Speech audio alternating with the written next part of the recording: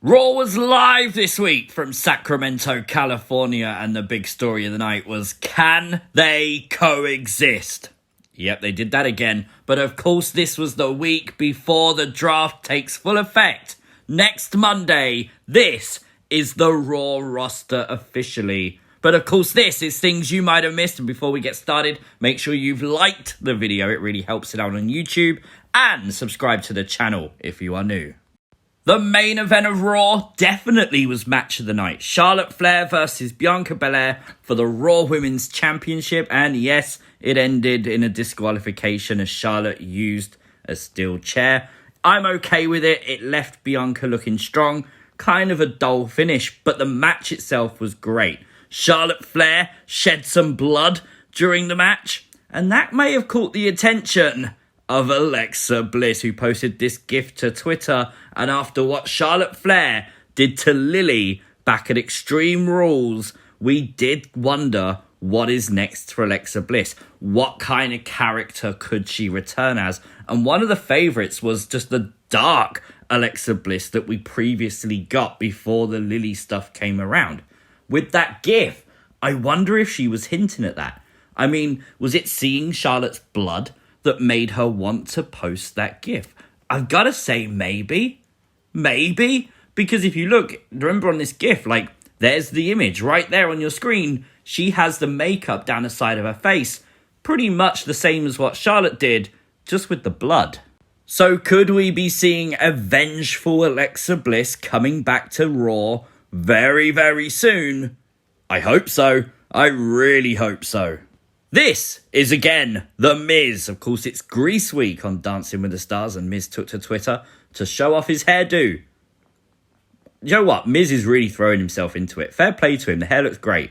Obviously, we all hailed King Woods, potentially, tonight on Raw, as he did qualify for the King of the Ring finals this Thursday at Crown Jewel. Looked great posing next to the crown, and it's a great story because we know how much this actually means to Xavier Woods.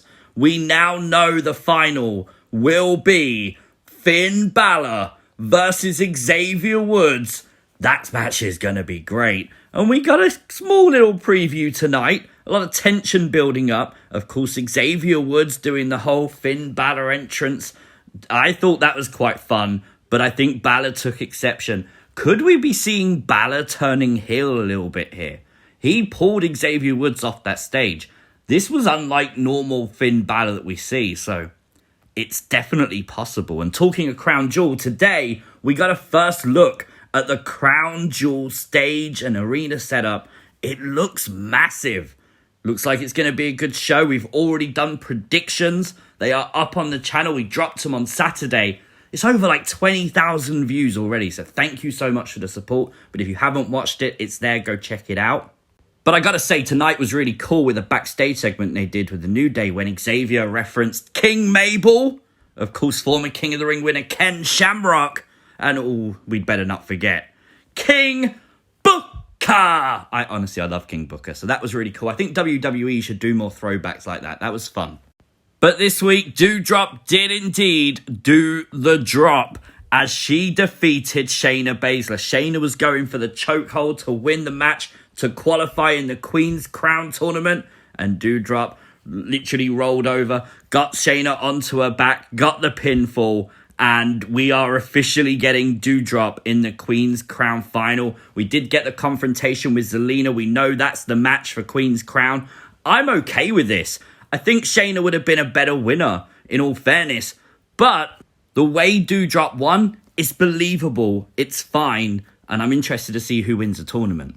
Early on in the show, we got a face-to-face between R-Truth and Austin Theory. It looked like we was going to get a match between the two. R-Truth, though, didn't accept the match for him. He accepted it for his personal friend, Jeff Hardy. That's right, we got a rematch from last week, and I'm fine with this. Using Jeff Hardy to elevate someone like Austin Theory is exactly how Jeff Hardy should be booked. He is heading to Smackdown, but he did still look strong in defeat, so that's always a plus. Although, if you zoom in on the actual picture of Jeff Hardy with a camera, how many pictures did Jeff Hardy actually take? There was some interesting news that broke on Twitter today about the fact Jeff Hardy wants to turn heel in WWE. We know he teased a character change. We've seen him play a heel role before in Impact Wrestling. Could this be the future for Jeff Hardy? Or could it be a heel Willow character? I think heel Willow would be the best option in my opinion. But I think that's probably what we're going to get down the line on his run on Smackdown. First off, you need to do Jeff Hardy versus Roman Reigns for sure. But then I would definitely do Jeff Hardy turn. I would have Jeff Hardy frustrated at the fact he can't win and turn him heel. I think it makes a lot of sense. So the question you've definitely been asking since the start of this video, did they coexist? Well, the actual answer is yes, they did. Drew and Big E did coexist to win the tag team match they had tonight, shaking hands. It did look a little bit sketchy at times, but it didn't result in a brawl like it did last week. Wouldn't favour either man. That makes a lot of sense with them going for the championship against each other this coming Thursday, so I'm fine with it. Of course, we saw Chucky in WCW confront Rick Steiner on screen, and we got news today that Chucky is making his wrestling return next week for Halloween Havoc on NXT. Oh boy, next Tuesday. Could be Child's Play on NXT. I mean, it does fit the logo. I'm going to shut up now. But interestingly, Rick Steiner's son is currently on NXT, and next Tuesday, he's fighting for the NXT Championship versus Tommaso Ciampa. Could Chucky have an issue with Rick Steiner's son? Life is a circle. So Seth Rollins got advertised for next week's Raw, and of course Bearcat Lee. Seemingly a name change, no Keith Lee mentioned. Bearcat Lee will be on Raw next week, and so will the man, Becky Lynch. Major props to whoever bought the Justice for Lily sign tonight on Raw. You know what that means now, don't you? Mansoor got a lot of attention this week on Raw for sure. It was like a breakout promo for the dude. It was a really good promo, and do you know what? Mansoor's making a lot of headway. Twitter was really impressed. Obviously, Ali had come out talking about how Mansoor, he was going to slap the taste out of his mouth. He was going to beat him in Saudi Arabia for Crown Jewel, that kind of stuff. And Mansoor dealt with it the best way possible and just shut Ali up. I love that promo. So this really interested me. Backstage, Charlotte Flair had a right go at Adam Pearce and Sonya Deville because they forced her to defend the Raw Women's title. When she was leaving, she said, after Crown Jewel, I will still be the Raw Women's Champion. She's not competing at Crown Jewel as far as we know, right? Interesting. Matt Riddle was once again rocking the snakeskin attire for RK Bro tonight. And of course, Randy Orton asked Riddle if he wanted to smoke.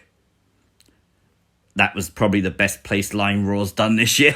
I love that. That was so subtle but cool. And of course, Riddle just replied, yeah, I do. Brilliant. Love it. It was a no-holds-barred interview. What is a no-holds-barred interview? Well, apparently, it's where two men are sat in different rooms talking. Yep, that's all it was. Of course, Goldberg once again threatened to kill Lashley, and Lashley, thank the Lord, actually spoke the truth and said, you're threatening to murder someone on live TV. I should have the authorities arrest you. About time. Like, come on. You can't do that. But of course, Lashley saying he is the Almighty and he will not be killed by Goldberg. So, fair play, the match should be fun. Now, Mace got a really good showing on Raw this week. I actually enjoyed this showing of Mace. It was always going to be unsuccessful. He was up against Finn Balor days before the King of the Ring tournament finals. But to be fair, the booking of Mace in this match, he looked strong, he looked dominant. And if this is how they're going to continue to book Mace, I'm all for it. This is probably better than what they did with Mace and T-Bar their entire run. So fair play to WWE for this. There was also some news this week that Karrion Kross is going to get slightly changed. Apparently his theme song's going to be changed. The mask is staying though. And apparently there's still no plan for Scarlett to join him yet. At least WWE seemingly wants to work on Karrion Kross and wants to try to get this right. So fingers crossed they can work it out, because Kross should be a megastar. Overall, I give this week's Raw a 7 out of 10. It was not a great Raw, but it was an okay Raw to sit and watch. It wasn't bad at all. So fair play to the WWE. They have got a major pay-per-view in 3 days' time, so maybe a little bit understandable as to why it wasn't the biggest Raw ever. But I'm really interested to know your thoughts. So let me know your thoughts, especially on the Finn Balor possible heel turn and the stuff revolving around Charlotte and Alexa, in the comment section down below. Like the video, share the video, and if you are new to the channel, hit the subscribe button. Follow me on Twitter at CWrestlingUK, and I'll see you next time. Peace!